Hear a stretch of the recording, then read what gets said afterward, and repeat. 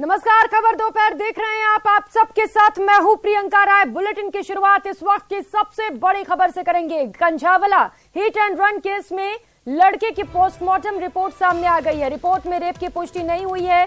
सूत्रों के हवाले से इस वक्त की बड़ी खबर आपको बता रहे हैं। लड़की के पोस्टमार्टम रिपोर्ट सामने आए और इसके बाद यह खुलासा हुआ है कि लड़की के साथ रेप नहीं की गई है।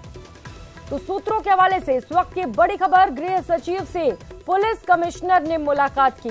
कंझावला केस की गृह सचिव को जानकारी दी गई। गृह मंत्रालय ने इस पूरे मामले पर रिपोर्ट मांगी थी।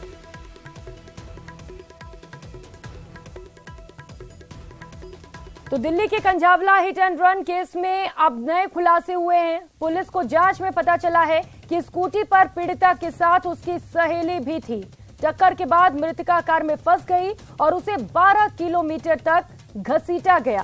पहले 4 किलोमीटर घसीटने की बात सामने आ रही थी। स्कूटी में जो दूसरी लड़की थी वो हादसे के बाद मौके से भाग निकली।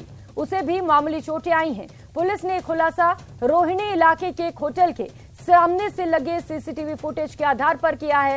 इस बीच उस होटल के कर्मचारी ने बताया कि पीड़िता के साथ उसकी सहेली आई थी। दोनों ने डॉक्यूमेंट देकर एक रूम बुक किया था। कुछ लड़के भी आए थे, उन्होंने अलग से रूम बुक किया। इसके बाद लड़कियों के रूम में गए और वहां करीब 5 मिनट तक रहे। तो एक और चौंकाने वाला खुलासा हुआ है और बताया जा रहा है कि जब यह हादसा हुआ तो लड़की स्कूटी पर अकेले नहीं थी। उस दौरान उसकी एक दोस्त भी उसके साथ स्कूटी पर थी, लेकिन जब यह हादसा हुआ उसके बाद उसकी दोस्त वहां से फरार हो गई। हालांकि अब इस पूरे मामले को लेकर युवती के दोस्त से लगातार पूछताछ की जा रही है। आज लड़की का अंतिम संस्कार किया जाना और इससे पहले पोस्टमार्टम रिपोर्ट को लेकर यह बड़ा खुलासा हुआ है। सूत्रों के हवाले से बड़ी खबर आपको बता रहे हैं। पोस्टमार्टम रिपोर्ट में यह खुलासा हुआ है कि लड़की के साथ कोई भी रेप की घटना सामने नहीं आई है। तो पुलिस कमिश्नर ने इस पूरे मामले को लेकर गृह सचिव से भी मुलाकात की है। सुल्तानपुरी की घटना में एक नया तथ्य हमारे सामने आया है, जिसके अनुसार एक जो इंसिडेंट हुआ था उस टाइम पर डिसीज्ड के साथ एक और लड़की थी और उसके मुताबिक ये जो घटना घटी है उस टाइम पर वो थी और उसको कोई इंजरी नहीं हुई थी और वो उठकर वहाँ से चली गई थी। और इस मुद्दे में हमने जो भी एफर्ट्स किए हैं कल, उसका परिणाम ये रहा कि अब हमारे पास एक इंसिडेंट की आई विटनेस है और वो पुलिस के साथ कोऑपरेट कर रही है। और इसमें अभी 164 सीआरपीसी के तहत उसकी जो स्टेटमेंट है वो रिकॉर्ड कराई जा रही है। यह दिल्ली पुलिस के लिए इस केस के इन्वेस्टिगेशन में एक सिग्निफिकेंट डेवलपमेंट है और जो अक्यूज्ड हैं उनको एक तरह से सजा दिलाने में हमारे लिए महत्वपूर्ण साबित होगा। आइए अब देखते हैं कंझावला केस में अब तक की अपडेट स्टोरी क्या है और इस मामले में पुलिस कौन कौन सी सीसीटीवी तस्वीरें मिली हैं और हादसे के वक्त स्कूटी पर और कौन सवार थी। कंझावला केस में सनसनीखेज खुलासा। मृतक लड़की के साथ थी एक और लड़की। हादसे के बाद मौके से भाग गई थी सहेली।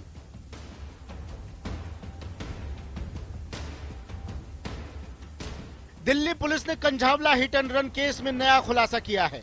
पुलिस का कहना है कि उसके हाथ कई सीसीटीवी फुटेज लगे हैं, जिसमें से एक में स्कूटी पर पीड़िता के साथ उसकी सहेली भी थी। पुलिस के मुताबिक दोनों लड़कियां एक होटल में गई थी और हादसे से पहले दोनों कुछ दोस्तों के साथ एक बर्थडे पार्टी में थी। अब इन दोस्तों से भी पूछताछ की जा रही है। साथ ही पुलिस ने स्कूटी पर मौजूद दूसरी लड़की से भी पूछताछ की है। इस केस में अब तक जो जानकारी मिली है उसके मुताबिक 31 दिसंबर की शाम करीब 6 बजे अमन विहार के अपने घर से निकली थी लड़की। लड़की ने घर में बताया था कि उसे इवेंट कंपनी का कुछ काम है। रात 9 बजे लड़की ने घर फोन कर कहा कि वो देर रात वापस आएगी। घर वालों ने रात 10 बजे लड़की को फोन किया, लेकिन फोन बंद था।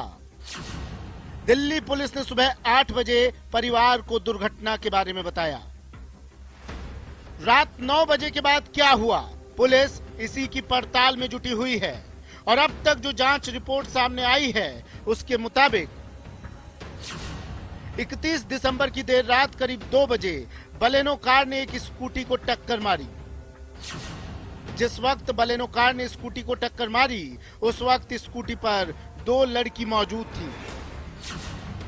एक लड़की को हल्की चोट आई और वो अपनी सहेली को छोड़कर भाग निकली। दूसरी लड़की कार के निचले हिस्से में फंस गई और कार उसे घसीटती हुई आगे बढ़ती गई। कार के नीचे लड़की फंसी रही और इस दौरान कार 12 किलोमीटर दूर पहुंच गई। 1 जनवरी की सुबह 3:24 पर पुलिस को एक राहगीर ने सूचना दी, एक कार के नीचे डेड बॉडी बंधी है।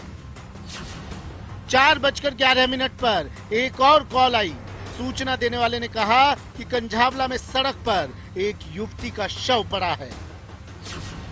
इससे पहले पुलिस को शनि बाजार रोड किशन विहार से लड़की की क्षतिग्रस्त स्कूटी मिली थी। लड़की की डेड बॉडी मिलने, तमाम फोन कॉल्स मिलने और सीसीटीवी फुटेज के आधार पर दिल्ली पुलिस ने इस घटना की तेजी से जांच की और कुछ ही घंटे में कार में सवार 5 आरोपियों को गिरफ्तार कर लिया। पुलिस ने अपनी शुरुआती जांच रिपोर्ट में जो कुछ बताया उसके मुताबिक आरोपियों ने कबूल किया है कि उनकी कार से स्कूटी की टक्कर हुई थी। आरोपियों ने कहा कि स्कूटी को टक्कर मारने के बाद वो वहां से भाग रहे थे। आरोपियों में 2 लोगों ने पुलिस के सामने शराब पीने की बात कबूल की है।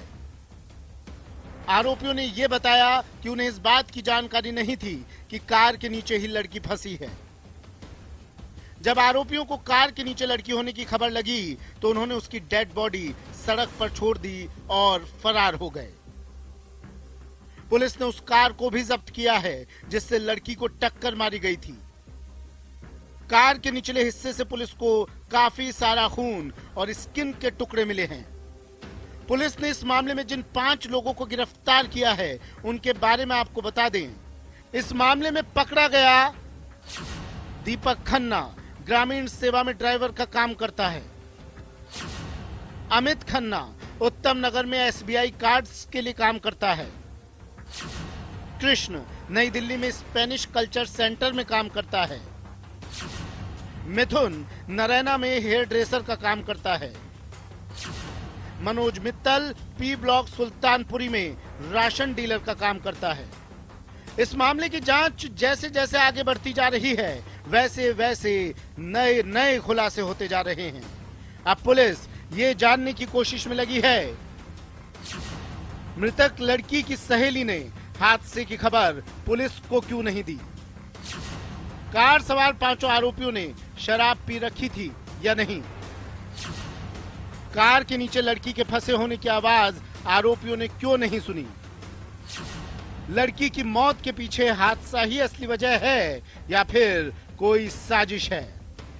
पुलिस अपनी तरफ से तहकीकात तो कर रही है लेकिन कई सवाल पुलिस वालों पर भी उठ रहे हैं।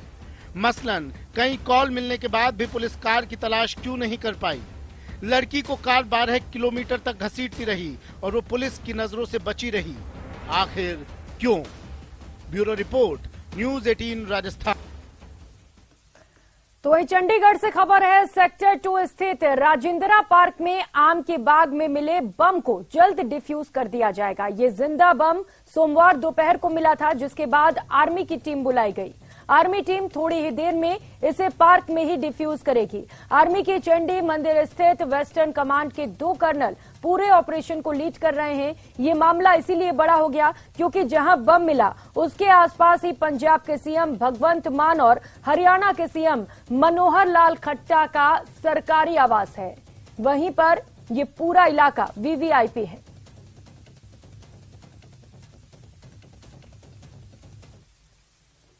तो वहीं पंजाब में भारत पाकिस्तान बॉर्डर पर सीमा सुरक्षा बल ने बड़ी कार्रवाई करते हुए आतंकी साजिश को नाकाम किया है और अंतर्राष्ट्रीय सीमा से सटे गुरदासपुर सेक्टर में एक पाकिस्तानी घुसपैठियों को मार गिराया। घुसपैठ की कोशिश आज सुबह करीब 8 बजे पता चली, जिसके बाद बीएसएफ की टीम ने एक सशस्त्र पाकिस्तानी घुसपैठिए की संदिग्ध गतिविधि देखी, जो पाकिस्तान की तरफ से बीएसएफ की बाढ़ कर रहा था।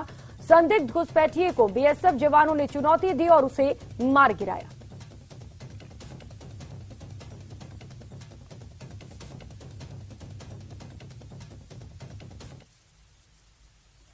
तो वहीं जम्मू कश्मीर के राजौरी में आतंकी हमले में मारे गए 6 नागरिकों का अंतिम संस्कार करने के लिए बड़ी संख्या में लोग शामिल हुए। बता दें, आतंकियों ने राजौरी के डांगरी गांव में सोमवार को आईईडी विस्फोट किया था, जिसमें 2 बच्चों की मौत हो गई थी। वहीं इससे पहले रविवार शाम को इसी इलाके में आतंकियों ने 3 घरों में गोलीबारी की थी, जिसमें कुल 4 नागरिकों की मौत हुई थी। तो अंतिम संस्कार के लिए जन सैलाब उमड़ पड़ा है। ये तस्वीरें आपको दिखा रहे हैं। आज 6 नागरिकों का अंतिम संस्कार किया जाना है।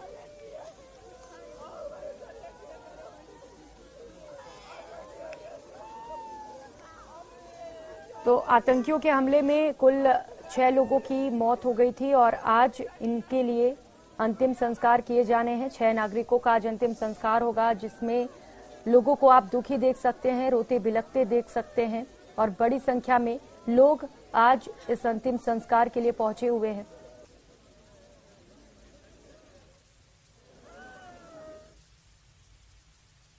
छह लोग शहीद हुए। ये लोग हमारे जो 6 लोग शहीद हुए, ये पाकिस्तान ने जो आतंकवाद फैला रखा और हिंदुस्तान में ये आतंकवाद आज दिन बढ़ा रहा है पाकिस्तान।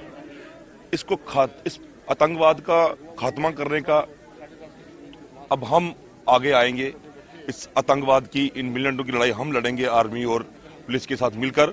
हमने कल एलजी साहब से भी कहा है, हम तमाम लोग समाज पूरा मिलकर, हिंदू मुस्लिम सिख ईसाई तमाम लोग मिलकर इसका मुकाबला करेंगे। और दूसरा जो है, ये जो हमारा सिक्योरिटी अपरेटस का फेलियर, वो भी देखना चाहिए कि वो कहाँ पे फेलियर है, क्यों ऐसी इंसिडेंट्स हो रहे हैं। इसके ऊपर भी रियासती हुकूमत को और मरकजी हुकूमत को ध्यान देना चाहिए कि ये लोग कहाँ से आ रहे हैं, कैसे आ रहे हैं और कौन लोग हैं जो ये कदम उठा रहे हैं। ये जो पाकिस्तान ने नाकाबिल हरकत की है, ये बार बार जो हरकतें करते हैं, इनका अंत होने पे आए हैं। ये जितनी मर्जी बार मारे, सीने पे गोली मारे, हम गोली खाने के लिए तैयार हैं, बट ये नाकाबिल हरकतें हम कभी बर्दाश्त नहीं करेंगे, कभी बर्दाश्त नहीं करेंगे। मैं कहूँगा कि ये पूरी इंसानियत का कत्ल है। आज राजौरी पुंछ, फिर पीछे 15 साल पहले जो लाशों का ढेर डोता था अपने कंधों पे, अपने सर पे, चाहे वो सवारी कांड हुआ हो, चाहे कोटदरा का हुआ हो, चाहे इसी के साथ लगता बलजराला का कांड हुआ हो, चाहे शहर में डेली बम ब्लास्ट होना, हमने इन अपने हाथों से अनगिनत लाशें। और खबर झारखंड से है। गिरिडीह जिले में पारसनाथ हिल, जिसे सम्मेत शिखर के नाम से भी जाना जाता है, झारखंड सरकार ने पर्यटक स्थल घोषित कर दिया है। झारखंड सरकार के इसी फैसले पर जैन समुदाय अपना विरोध दर्ज कराए, जिसके लिए विरोध में देश के अलग अलग हिस्सों में इसे लेकर बड़ी संख्या में लोग पहुंच रहे हैं और विरोध प्रदर्शन देखने को मिल रहा है। इसके विरोध की आग गुजरात तक भी पहुंच चुकी है। यहां अहमदाबाद, राजकोट के बाद अब सूरत में भी जैन समुदाय की ओर से बड़ी रैली निकाली गई।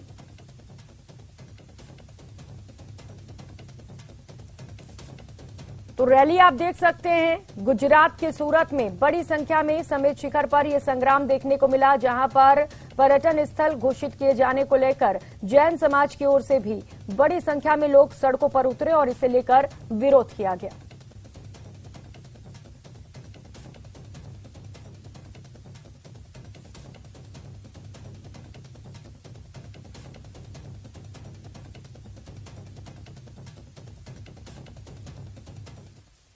और दौसा से इस वक्त की बड़ी खबर सामने आ रही है, जहां पर दुकान में सुरंग बनाकर चोरी की वारदात को अंजाम दिया गया है। ज्वेलरी की दुकान पर चोर घुसे और यहां पर चोरी कर ली। चोरों ने दीवार में सुरंग बनाकर इस पूरी वारदात को अंजाम दिया है। सिकंदरा पुलिस अब चोरों की तलाश में जुटी है। ये तस्वीर आप देख पा रहे हैं, एक बड़ी सुरंग यहां पर बनाई गई और उसके बाद जो चोर थे वो दुकान के अंदर गए और ज्वेलर्स की दुकान बताई जा रही है, जहां से बड़ी संख्या में ज्वेलरी चोरी कर ली गई है। लाखों रुपए की चोरी की वारदात को अंजाम दिया गया है।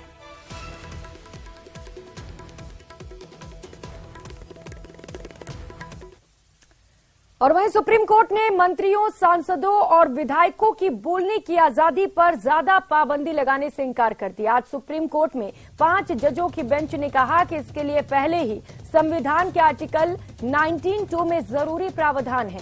कोर्ट ने कहा कि किसी भी आपत्तिजनक बयान के लिए उसे जारी करने वाले मंत्री को ही जिम्मेदार माना जाना चाहिए। इसके लिए सरकार जिम्मेदार नहीं होनी चाहिए। सुप्रीम कोर्ट में दाखिल एक याचिका में सार्वजनिक पदों पर बैठे लोगों के लिए बोलने की आजादी पर गाइडलाइन बनाने की मांग की गई थी।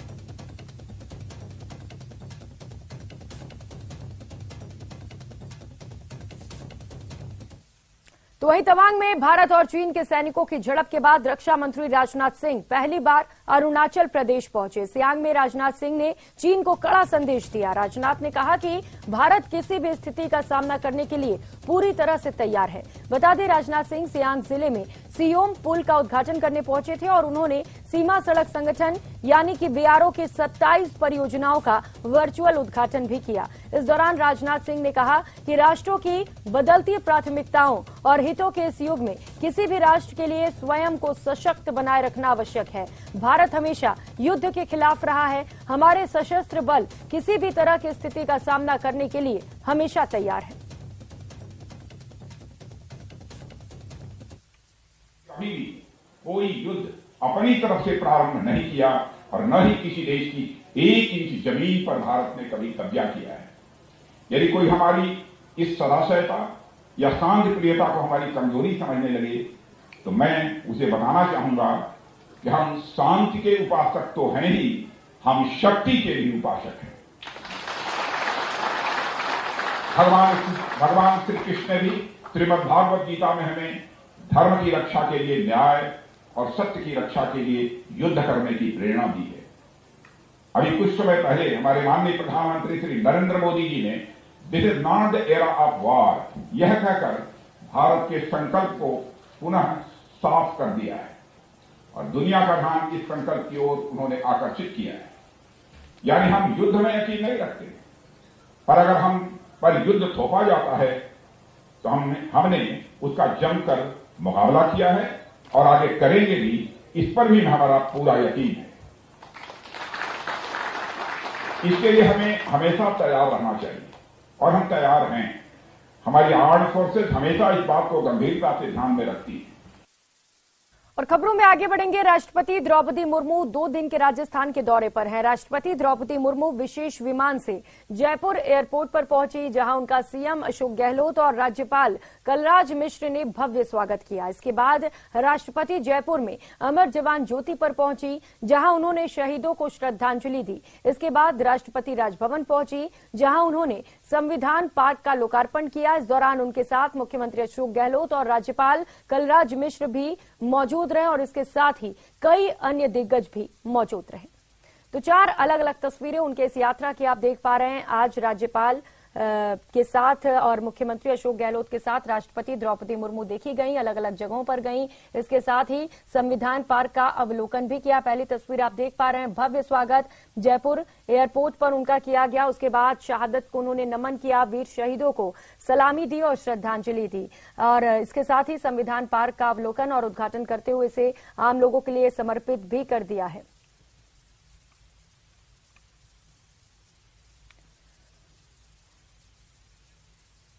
वर्ष की ऐतिहासिक यात्रा का कलात्मक विवरण दर्शाया गया है। सुरुचिपूर्ण चित्रों, प्रतिमा तथा अन्य माध्यमों के जरिए हमारे आधुनिक इतिहास के एक प्रमुख अध्याय की यहाँ प्रस्तुति की गई है। इसके लिए मैं सभी कलाकारों की सराहना भी करती हूँ और उन्हें बधाई भी देती हूँ। यहाँ यह जो संविधान उद्यान निर्मित किया गया है, उसमें संविधान से जुड़ी इस संस्कृति को भी विभिन्न मूर्त शिल्पों, छायांकन, संस्थापन आदि माध्यमों से प्रदर्शित किया गया है। मैं यह मानता हूं कि संविधान देश को शासित करने से जुड़ा ग्रंथ भर नहीं है। यह भारतीय संस्कृति से जुड़ा जो दर्शन है, हमारी जो उदात्त जीवन परंपराएं हैं, उसका संवाहक है। राष्ट्रपति आज पधारी हैं तो मैं उनके समक्ष कहना चाहूंगा कि संविधान की मूल भावनाओं को आज भी हर प्रदेशवासी के दिलो दिमाग में रहनी चाहिए और वही भावना मैं समझता हूं कि देश की एकता के लिए, देश की अखंडता के लिए और तमाम नागरिकों को जो अधिकार मिला है संविधान के अंतर्गत, डॉक्टर अम्बेडकर का बनाया संविधान जिसने एक संदेश दिया है समानता का, और उसी भावना को मैं समझता हूं कि आज जो ये नया काम हुआ है, राजभवन मेरे ख्याल से पहला होगा देश के अंदर।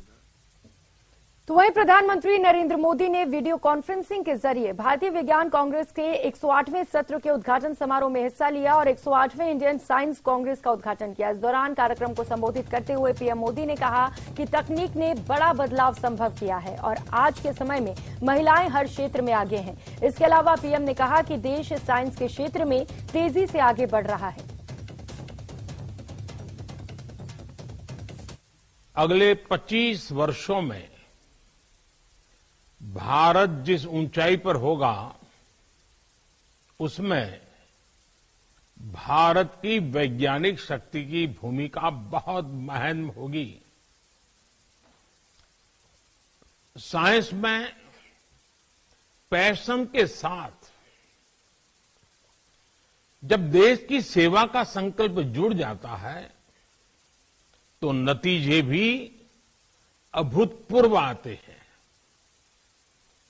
मुझे विश्वास है भारत की साइंटिफिक कम्युनिटी भारत को 21वीं सदी में वो मुकाम हासिल कराएगी जिसका वो हमेशा हकदार रहा है। मैं इस विश्वास की वजह भी आपको बताना चाहता हूं। आप भी।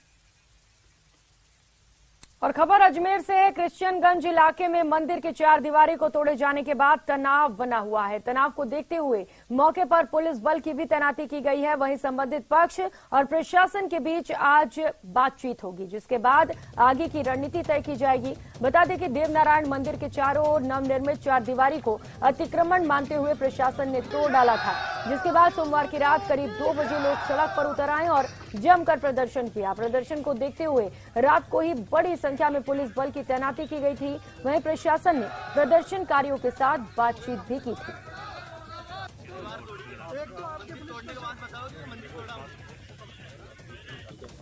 तो मंदिर के आसपास 4 दीवारी बनाई गई थी, जिसे प्रशासन ने अतिक्रमण मानते हुए ध्वस्त कर दिया और इसके बाद से ही लोगों का गुस्सा फूट पड़ा। बड़ी संख्या में लोग इसे लेकर प्रदर्शन करते हुए नजर आए। अभी भी लगातार इसे लेकर लोगों का गुस्सा बढ़ता ही जा रहा है।